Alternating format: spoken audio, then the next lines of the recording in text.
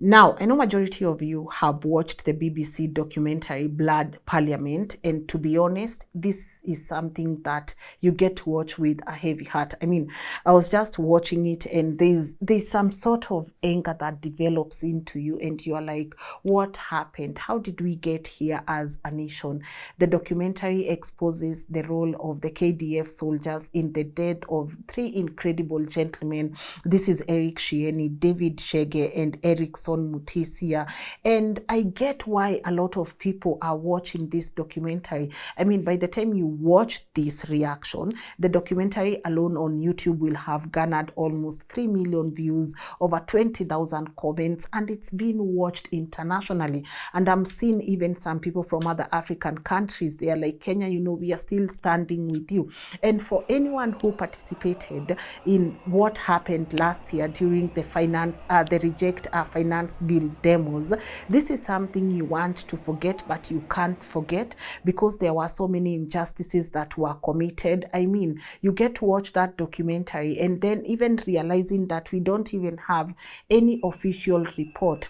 We don't even know who actually was behind the murder of these people. We lost so many people during the demos, and it makes you wonder, what are we doing as a country? And to be honest, anyone that is feeling some type of way, anyone that is aggrieved, anyone that is upset, anyone that is feeling, you know, hopeless, I get where you're coming from, because as a country, we did not have to witness that. We did not have to lose Shieni.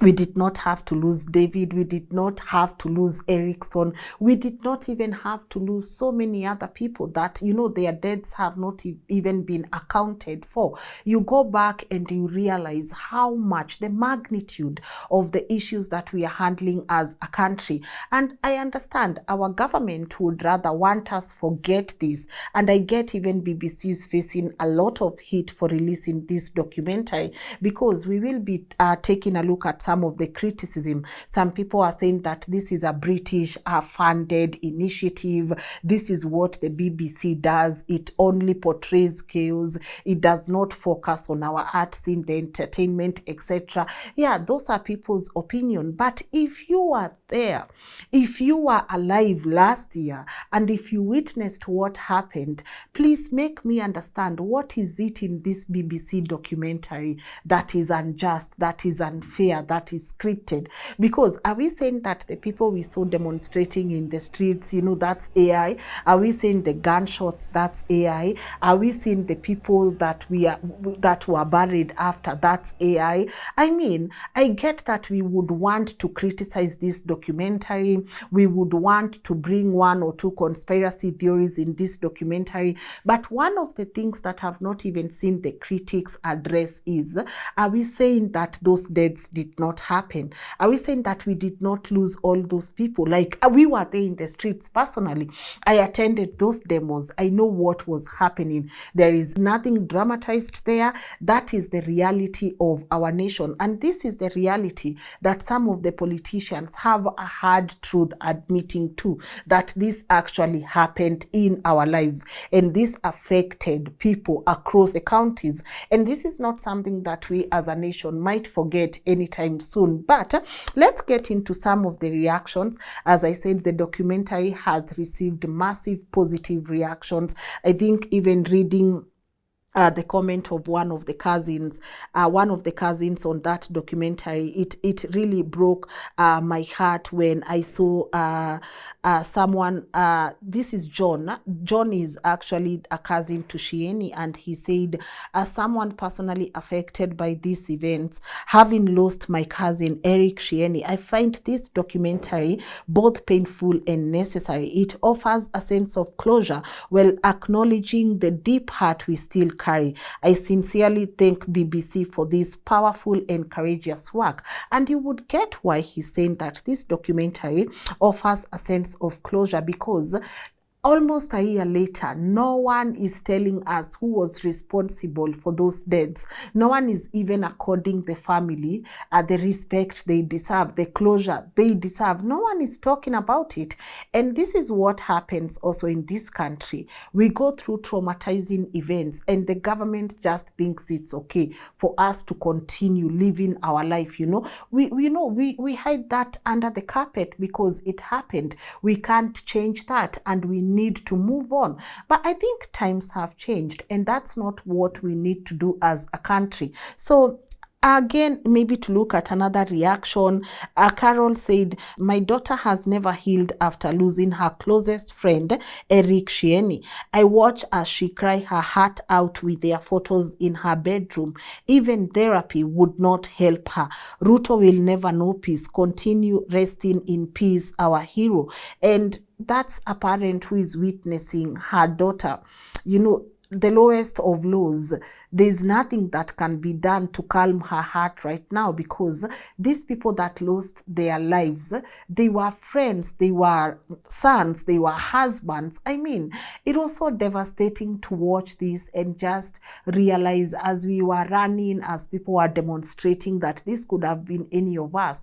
Because as you watch the way the army is, shooting recklessly, aiming to shoot, they know exactly what they are doing. They are not shooting in the air. They are not, creating a bit of tension so that you guys can disperse. They are aiming right at you. They know they are going for you. They are going for your head, and that's on that. But we will get to those people. But just another comment towards this documentary: how shameful that ambulances meant to save lives were used to ferry MPs while the youth lay dying. This betrayal must never happen again. Ruto must go again. As we said, you have ambulances here ferrying politicians. God, what are you doing? You are representing the people. And I get why some people would clap for Babu Owino, because, just seeing him climb off the fence and coming to be with the people and comforting them. I get why some people would even just, some people would praise him for that. But we will also look at some people who also believe he should not have been featured on that documentary because of his past experiences. But on the criticism side, the documentary has faced a lot of beautiful feedback. It's a reminder of why we should not just move on. It's a reminder of why we should continue demanding for justice. It's a reminder that our government failed us. It's a reminder that we have a president here who wants us to forget about the events that happened last year. It's a reminder that these politicians are just politicians, greedy, selfish, not caring, they are not kind. It's a reminder of so many things that people would wish to forget, right? But on the criticism side, because again, this documentary has been produced by the BBC. BBC is an international media house, and it was likely going to face a lot of criticism on the same. And we want to take a look at some of these comments. One is by Mutahi Gonyi, and he says, BBC is owned by British government. Blood Parliament is a project of Britain. They blamed KDF. Let's just put a stop there. They blamed KDF. Britain has a military base in Nanyuki. They rape and kill our people. The 1982 coup started in Nanyuki. The Brits are inciting KDF Gen Z soldiers. Stupid Kenyans are cheering on. I guess by stupid Kenyans, this is me and you, who appreciate the role that that documentary has played. But let's not get caught up in some of these distractions. And one of these distractions is someone saying that, the documentary is blaming KDF. What do you mean? Did you watch the same footage we all watched? Why are you acting as if this has been photoshopped? Why are you acting as if BBC took a KDF soldier with uniform and dropped him right at the center of that editing suite and decided to make a whole story around him. And I get that there's a correlation between the KDFs and the Batuk soldiers. We will talk about Batuk, but the way these things are being intertwined, the way people are trying now to merge these things together and create a distractions on why we should not believe what we watched. I mean, when you say they blamed KDF, I mean, Professor Mutahi Ngugi, like, where did you get that name, Professor? This requires little to no thinking. There were KDF soldiers on ground and they participated and they shot, and some of these shots got to these people and these people lost their lives. I mean, you don't need 527 Bob to think, like, it's minimal common sense that they would not have photoshopped something and just dropped that man right there and imagined the whole scenario to fit a certain narrative. And he says, now he goes on to talk about the Batuk. This is the Britain has a military base in Nanyuki. We are not refusing that Batuk soldiers. Personally, I know I have heard stories. I have also covered stories around Batuk. I mean, we had one of the episodes featuring a prominent advocate, Kubai, and he was talking to us about the role of Batuk. And no one is saying that Batuk are saints here. Yes, they've done exactly what you said they did. Yeah, they say our women. That's a fact right there. They kill our people. That's a fact right there. They even go to Snapchat and document the whole events. That's a fact right there. But we cannot say that we've not seen media houses that have come out and they've called out Batuk. And I get this is where maybe BBC is facing a bit of criticism, because people are like, Batuk are yours, the British Army here in Nanyuki, those are your people. Why have you never documented what Batuk has done in this country? But does that mean because the BBC has not documented that?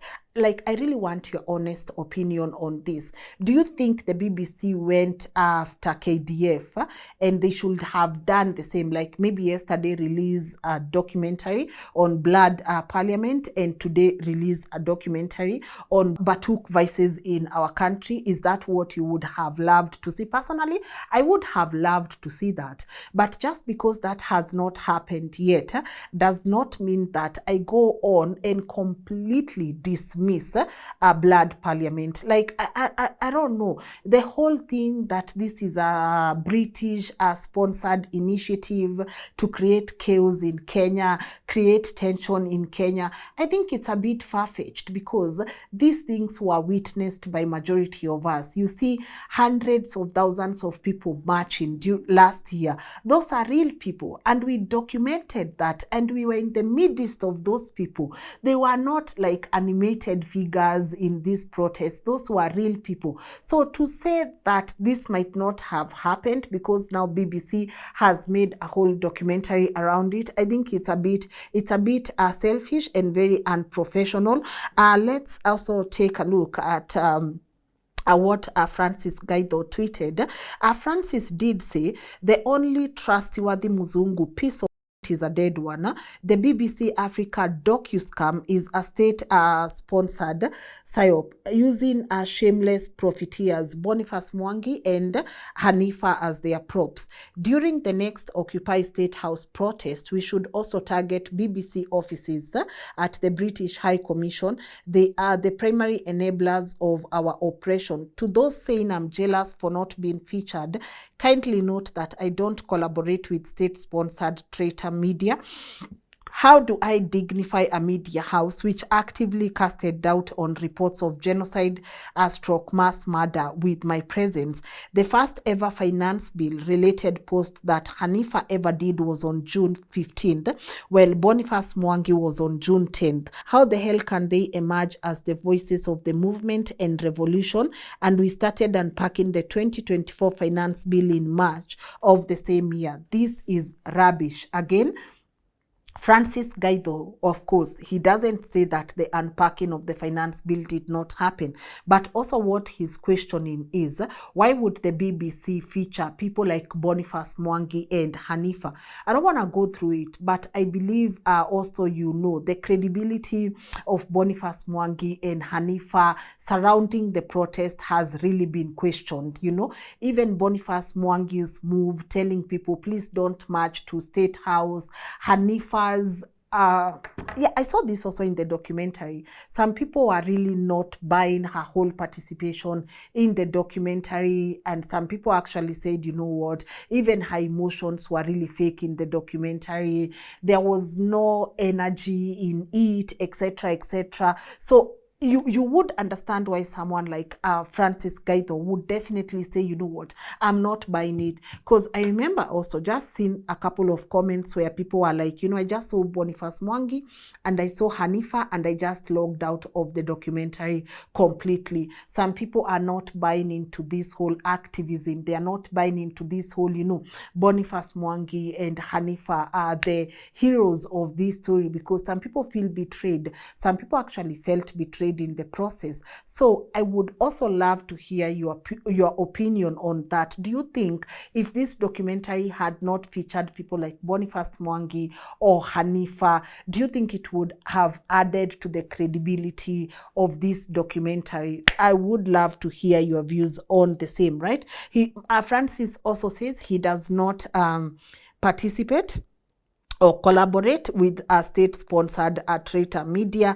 And he also attached a tweet there, I believe from a BBC journalist asking him to participate, and obviously he said no. So again, as I said, people like Boniface and Hanifa are facing a bit of heat in participating in this documentary. And right now, I also want us to listen to what Mumbi had to say in regards to the BBC documentary. This is for entertainment purposes only. So, Blood Parliament, the BBC documentary that tries to tell our story of what happened last year on June 25th in Parliament, when Parliament was breached here in Kenya, is trending Pale X. A lot of people are talking about it. But whenever you see these things, family, you have to ask yourself, why now? And why is the colonizer trying to tell our story and hijack our narrative with their, fake activists, their toxic activists, their paid activists? Why? It's because, number one, it looks like the puppet master is done with the puppet. They're done with Nabi. Even if you look at how he was not even invited to the Pope's funeral, he took himself there. He did not meet any of the major presidents that was there. He was just floating around looking lost. And another thing is, the British ninis, they know that some kind of revolution and transformation and transition is happening in Kenya, and they want to hijack the process. That's why they've been pushing the Maragas, the Matiangis, the Tatas of this world, trying to say, yeah, this is the one, this is the one, this is the one. And now coming out and doing this documentary where they try and tell our story and, oh, look what happened, is their attempt to try and not only hijack the narrative, but lie to us and Gen Z and Kenyans in general that they stand with us in our fight for justice. Right, Dr. Mombi there also alluding to the fact, that this BBC documentary was not even done for the people. It's serving an agenda. And one of the agendas that this is serving, it's just to give Kenyans a clear picture that, we are on your side. And to potentially also claim that, the British are done with Ruto. They are done with their puppet here. And, now they obviously want to be on the good side of us Kenyans. That is why the BBC would come out with such a documentary, just to be on the good side of Kenyans. So she's also asking people to be very, very, to be very, very critical of this documentary. Watch it with another eye. Don't just watch what is being presented to you. She's also questioning why the BBC is the one telling our story. They shouldn't be the one telling our story. That obviously has also been supported by a lot of people who are like, why is BBC the one telling our story where our local media houses. Where are we, guys? Why are we not telling this story to our audience, you know? So she's trying to question why now, why this specific moment when Ruto obviously might not be facing the love that he used to face when he came to power. So is this a move by the British to disassociate themselves from the puppet and come out as, you know, these incredible people who care for this country and who are on the side of the people? Mumbi is not the only person that is also attacking BBC. In a now deleted tweet, George Peter Kaluma said that, you know what, ban BBC Africa in Kenya. The role played by the media in any democracy is too important to be discharged irresponsibly. The media can build greater democracy or destroy an otherwise stable state. Lest we forget, Rwanda genocide would not have occurred were it not for reckless media. Blood Parliament documentary by BBC Africa is twisted, partial, reckless, and intended to incite chaos in Kenya. The relevant agencies of the government of Kenya must act fast to withdraw BBC Africa license in Kenya. That is an X account associated to George Peter Kaluma asking for the ban of BBC in Africa. So as you can see, again, BBC facing a lot of heat there. They want their licenses withdrawn because to them they believe that what this documentary is doing is inciting the people. But there's also another participant in this documentary who has received a lot of praise, and people are like, you know what, Ademba, you did the thing, you came through. I mean, one of the things that stand out from this person is that he has been there throughout, and I think that's why a lot of people are happy to see him as compared to the other activists on this documentary. It's because they were able to relate with his story. He was there throughout. He was an active participant. But before we talk about him, let's also take a look at why some of the people feel that the Honorable Babu Owino should not have been featured on that documentary. If you've watched it, then you've seen the role he played. Of course, he continues to condemn the government and he continues to hold them accountable. But there are some people who feel that, you know what, this person should not have participated in this documentary because of his past record. Let's listen in to TikToker Mimu on what she had to say about Babu's participation in this documentary. Babu Owino anafanya nini kwa hiyo documentary ya BBC? You can't do a documentary about police who killed people, which I really feel pain about. Like, it's horrific. And it's even worse than how you portrayed it, BBC. It's actually worse than that. I hope there are other parts of the documentary. I hope this is like a part one. But my concern is this. The very man seated there giving an interview shot DJ Evolve, and it is in a video. What is he doing there in the first place? Because I ain't a warthog. As Africans we say, don't be as forgetful as a warthog. So I ain't no warthog. I don't forget quickly. In fact, I keep it. I don't forgive and forget. Same way, I didn't forget when the guy running this country killed children in a church in Kiambaa, children and women, and thus I could not give him my vote at all, at all, at all. My people gave him the vote, but I didn't, because I'm not as forgetful as a warthog, okay? So what is that man doing there? So what is the point of that whole documentary? He shot a guy, and it was on camera. It was on camera. You can see it. Camera ine. So what's he doing there? If we are talking about justice, then justice should start with him. Because there are so many politicians who've taken innocent lives and nothing happens to them. Perhaps if we started with the politicians, if justice was done to the innocent souls that have been taken by politicians, perhaps the police would not be doing what they do today. And perhaps Kenya would not be where it is today. So it shows mediocrity from the BBC. It does really show mediocrity from the BBC. And I'm speaking as a person who studied journalism. You know, there's more to that story than you have presented. Yes, it is a painful story. I've done another video. It's a very painful story and it angers one. It angers us, okay? But at the same time, when you look at it from a critical perspective, you realize it's really... You guys putting Babu, hey, you guys putting Babu Owino on that documentary, it just, no, BBC. It just, yep. Yep. So Nope. you can hear Mimo saying, you know what, again, you guys, you went ahead and featured Babu Owino. We all know a couple of things that are out in public in regards to Babu Owino and DJ Evolve. So for her, she doesn't see sense in BBC featuring someone who is condemning killings, but this is someone who has, you know, I don't know, guys, what are your views on that? Do you think it watered down the documentary? Do you think Babu's contribution was unnecessary? Or do you think it was an irony, you know, for them to feature Babu Owino in a documentary that is talking about killings of young people in this country? Would love to hear your views on the same. So pretty much it, but I said we would take a look at Alan Denver. So Alan is just one of those guys who everyone related with in the documentary. A young soul, a very, very, very strong human being, courageous human being.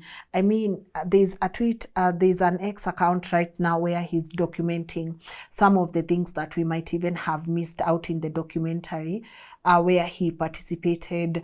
And I think one of the saddest one is where we saw him covering someone who had been unalived by the soldiers, covering his head so that people would not get to see the magnitude of the damage that had been done in his brain, covering him with a Kenyan flag, carrying people, rescuing people. Just watching someone like Alan's in this documentary that has obviously faced a couple of mixed reaction. I think that's what we all stand for. I know it took a lot of confidence even for him to be featured in this documentary.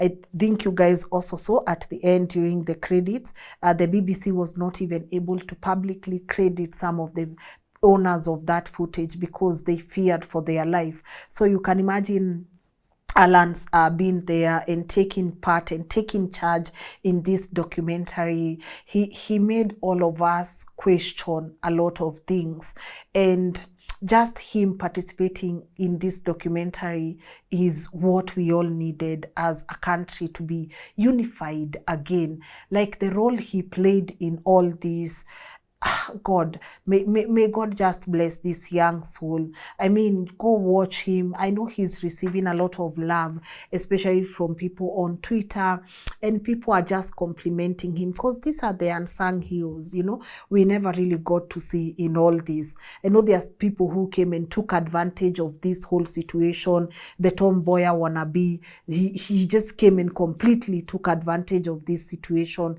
and it made people lose faith, you know, in this whole activism, the movements, the people headlining all this. But you get to watch Alan's there and you get to realize that, you know, it's not all lost for our young people in this country. There's so much we can do when we are united. And I just want to just say how proud I am for his participation in that documentary, knowing that, you know, so many things could actually happen to him, but going there and just being brave about it, I really commend him for that. But that's the end of our reaction today. This documentary continues to be watched across the globe, and if you've not watched it, it's showing on BBC's Africa YouTube channel. Go catch it, go watch it, leave your thoughts, you know, leave your feedback on their comment section. Watch this and also let me know what is your take home from all this documentary. Do you believe that, you know, BBC did this because this is a sponsored thing to create chaos and tension in our country? I believe we are feeling the pain, but I know we I know we are responsible human beings, and I know we know how to deal with this pain that we are feeling, right? So let me know what your thoughts are. Do you think, again, this was a state-sponsored machine so that we know it could make people feel a certain type of way? Do you believe what you watched is what really happened? And I don't think this is even a question that we should be asking. If you participated in these demos, then you know exactly this is what happened. You know the people who died. You know the officers that are seen in this documentary. They were there. There is nothing photoshopped about this. And as much as we would love to see a documentary on Batuk, on the vices they've committed in this country, let us not dismiss what is in front of us right now. This happened. This is what we all witnessed. If you went to Maandamano, this is exactly what we witnessed. But again, we live in a democracy where your opinion does not have to be any other person's opinion. And we also respect your feedback on the same, whether you believe that this documentary will serve the purpose it needs to serve. There is no one has released any statement yet from the government, but I'm pretty sure they've watched this. And I think for us, the pain as citizens is knowing that even if we lose 100 people, we will go on 100 years without anyone ever giving us closure, without us seeing people arraigned in court, without us seeing people take responsibility. And I think that's the pain. Even the families of these three gentlemen that were shown on this documentary, this is the pain I know they are feeling, the pain of knowing that someone will not be held responsible for the death of their children, you know, and the fact that KDF has been implicated in all this, you know, there's always that feeling among us Kenyans that KDF ni wasewe tu, manze KDF wawezi to hurt, they are there for the people. And now seeing the complete opposite, I know there are a lot of people who have lost faith in KDF, and also we would love to hear feedback from them, you know. Someone said, KDF msichukue hii blame, munajua mnasetiwa. Kama wanajua wanasetiwa, see, they come out and say nani anawaseti. Like if KDF is being set up, why don't they come and say, yeah, we did not participate, but we have an idea of who participated. Na kama basi, see the official KDF soldiers that participated. Yeah, I know there is the talk of a killer squad in this country, but someone knows something. Why is no one saying anything? Because someone knows something, you know. At the end of the day, we must accord these families the closure they deserve.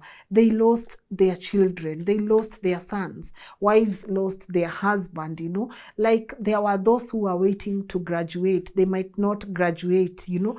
Obviously, they will not even they might not, they will not graduate. And this is painful for parents who have raised their kids to such a limit just to see their dreams shattered. Someone owes Kenyans an answer. And unfortunately, that answer must come from the president of this nation, because you cannot lead the country in ways you think they want to be led. You must lead the country in ways they are telling you, we want to be led this way. And one of the ways Kenyans want to be led is through accountability. Can we see people paying the price of the deaths that happened last year? So that's it from my end. Share your thoughts on the comment section, your take home.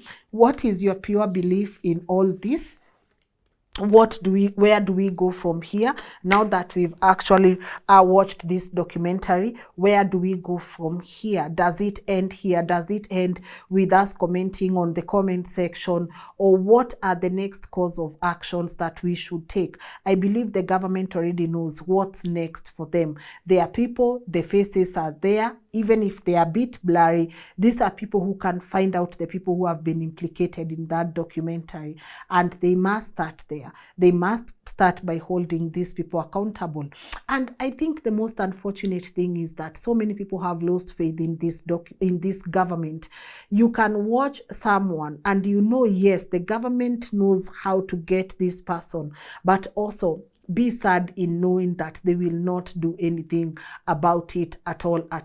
The fact that this documentary has so many comments, and you know, sometimes we assume that the people who are commenting on these documentaries, you know, these are bots, these are paid people to come and comment. No, No, these are real people with real YouTube accounts. They exist and they log in to catch up on things that are happening. And these are real people commenting. So if almost 3 million people have watched this documentary, and I want to assume majority of them are Kenyans or people with Kenyan roots, that tells you people have no faith in what you're doing. I don't want to talk about the guy today, but guys, leave me your thoughts on the comment section and let's see what's next. Where do you think we need to go from here? What should be our next call to action from all this documentary, what we are witnessing on X, the people who are saying, you know what, this is not what happened. Okay, that's not what happened. This is a state-sponsored documentary. So you, according to you, where should we go from here? Would love to hear your thoughts on the same. Where should we actually move? What's our next step, right? Yeah, so I hope I see you guys tomorrow at 10 a.m. or the next day, Pia, at 10 a.m. Bye.